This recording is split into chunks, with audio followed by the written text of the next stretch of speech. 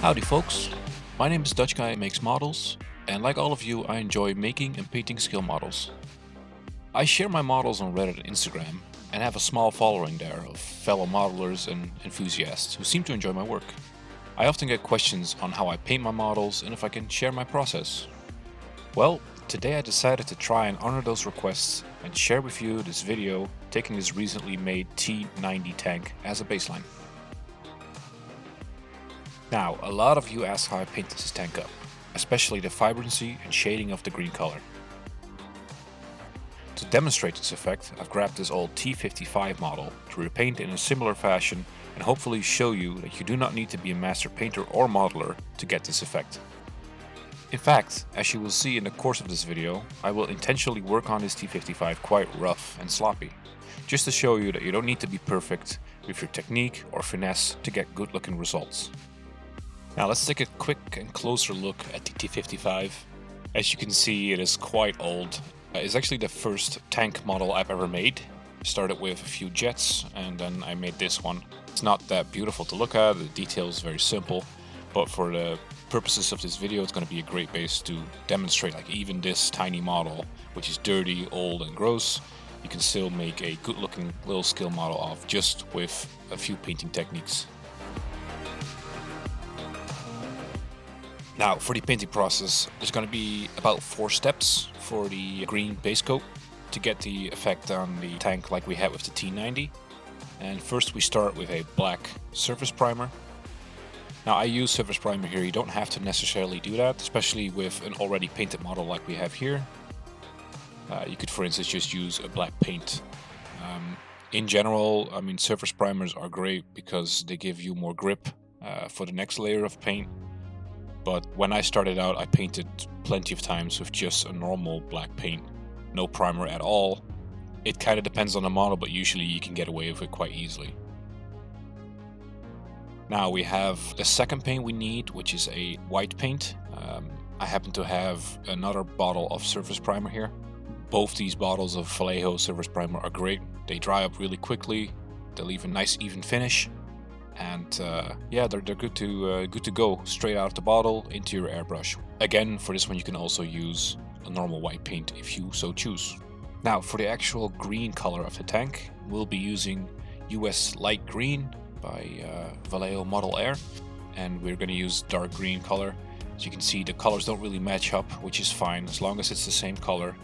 You can mix them to make the shades you want. And we're going to use these 4 paints as the base of our tank.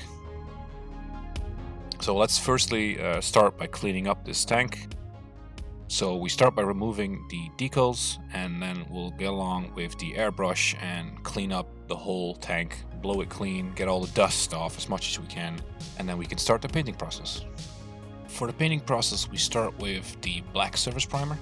Do a quick check on the cardboard booth here to see if the paint is working, flowing as it should, and then we just start spraying the entire model black. It's fairly straightforward, you just got to make sure you don't get too much paint pooling in places where you don't want it. So work with light coats, spray over the entire model multiple times, make sure you get all the nooks and crannies so everything is completely black. So when the hull is done and drying, we'll paint the turret black as well, and we wait for both of these to dry before we go on in our next step. As you can see, right now our tank is covered in the black primer. It is nicely covered. You can see it's got a nice diffuse sheen. This is a great base for our next layer, which is going to be the white highlight layer. Now, officially their call is a cenotaph highlight.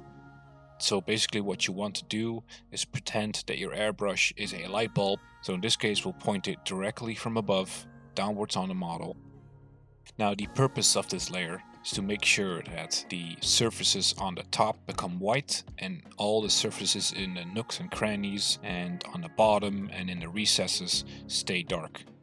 Now even though the light is shining directly from above, the tank sides are never completely dark.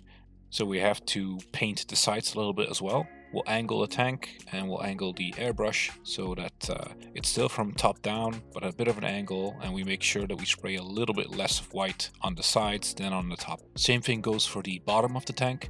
A lot of light bounces from the ground, straight into those plates on the front. So just add a little bit of paint there. For the turret, we'll do exactly the same. Spray it from above. There's a few caveats with the turret. First of all, it's a bit higher up on the vehicle, so it will potentially be a little bit lighter. So you can add just a bit more paint on the top of this turret than on the top of the hull. Now this T55 in particular has some side skirts. We'll actually paint a little bit from the bottom just to define them, to give them that little bit of reflection. Now that our second coat is dried up, it's hardened out, I've left it for an hour or so. We'll start with the US NATO green.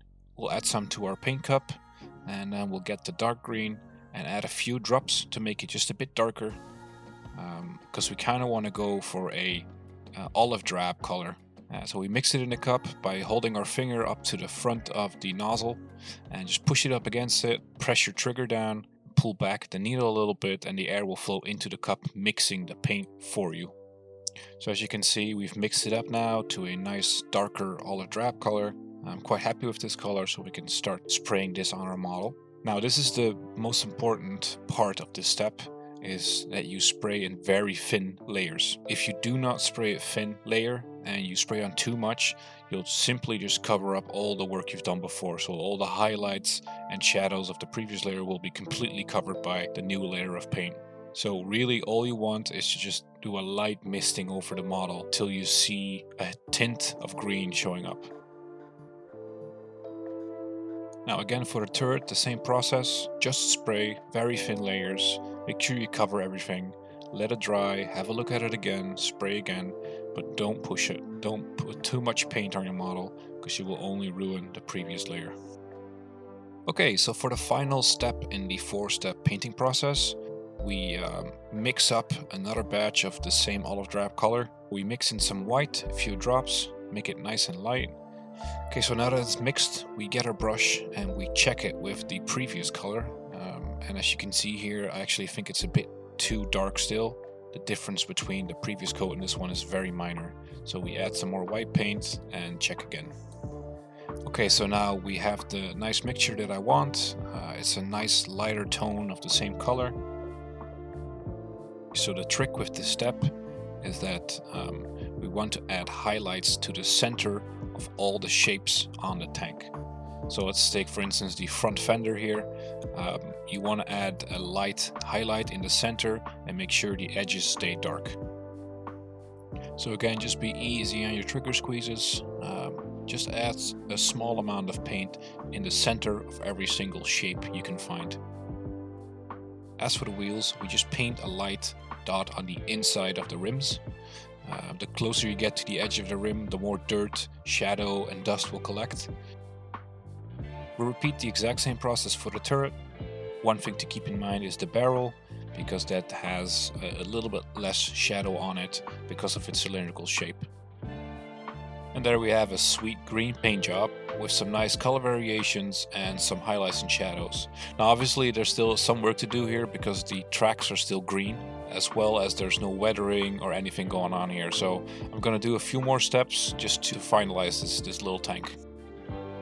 Okay, so the first step we're watching here is painting the tracks, the machine gun mounted on top, as well as some of the light covers and other things like the tow cable. Just a simple black coat for this layer at the moment. Anyway, you'll see me use a really simple, cheap brush here. Here and there I accidentally touch the paint, which really you shouldn't worry too much about. If you have a lot of contrast, if you have nice colors, a tiny screw up doesn't really show up on the final result. If it is really front and center, very visible, you can always make it into battle damage, make it into a scratch or a dirt stain or an oil streak, or you can just paint that little bit green again. You just have to match the original paint color, which is a bit more difficult than just applying some battle damage over it. This is probably my favorite part of the hobby. So for the spin wash, we'll be using the Tamiya panel liner. This is an animal wash, which is great because you can use animal thinner to clean it off. Now we're just gonna slather on this stuff all over the tank, make sure it gets in all the nooks and crannies. Paint it on the wheels, paint it on the track, paint it on everything. And then once it dries for like 5 minutes, we'll use a cotton swab to clean off any excess. Now you can choose yourself how much excess you want to clean off. But as you can see, as well as when we paint a turret in this, you can see all these little details come forward again through the paint. It also unifies the paint quite a bit. So if you have some mistakes in your paint, the wash usually helps a lot with unifying everything into one single unity again. So here we see the dried up wash. Now we use cotton swabs. One thing to keep in mind with cotton swabs is that they tend to unravel a bit as you wash these irregular surfaces. Make sure that if they do start to unravel, you just replace them with a new cotton swab, because you don't want to get these cotton hairs stuck on your model. So that's one thing to keep in mind. But other than that, it's really just straightforward. Just brush it off. Use some animal thinner, dip your cotton swab in there, and you're good to go. Just brush everything off and let it dry, and then you have a nice result. For the final step here, we're gonna add some dust to the wheels and the side skirts. So we just get some initial sand color here, add some white to it to make it nice and light. We might actually add a bit of black here, just a drop, to make it a nice gray sandy color. We'll mix it in the cup again, and then we'll just do a slight misting on the sides of the tank, as well as the front, bottom side of the armor, and of course on the back side where the tracks spew out most of the dust. After all of this is done, we empty out our paint cup again, add a little bit of black, and just spray some of the black soot on the exhaust on the left side. You always want to do this last, because when a vehicle drives, it just spews out these exhaust gases, especially these older Russian tanks. And here we have the final result. Of course, you can do a lot more painting and weathering on these tanks. This just being an example, I'll leave it at this. And as you can see, the difference with the old paint job is quite astonishing, even though we only did a few simple steps. And then if we get our T90 back into the shot, you can see if you give it a little bit more time, a little bit more effort, you can get some really amazing results. Of course, all I did with this small tank was done rather quickly and just for showing purposes, but the technique is literally the same as I do on all my tanks, and it gives you these nice results. I'd like to thank you for watching. This is my first time making a video like this. A very different approach to modeling when you have to film everything, so that's a fun challenge. If you have any questions, remarks, or comments, I'd be happy to answer any questions, or maybe you have tips from me, that's also welcome. Have a look at my Instagram if you're interested in some of my other models. That is at DutchGuyMakesModels. And for now, thank you for watching. See ya.